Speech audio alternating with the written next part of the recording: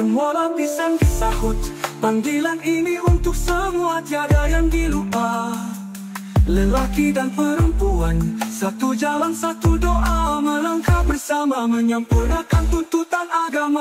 Dengan keberadaan kami dalam satu saf untuk keinsafan, mendatangkan keinsafan, penuh pengisian, penuh penghayatan insya-Allah.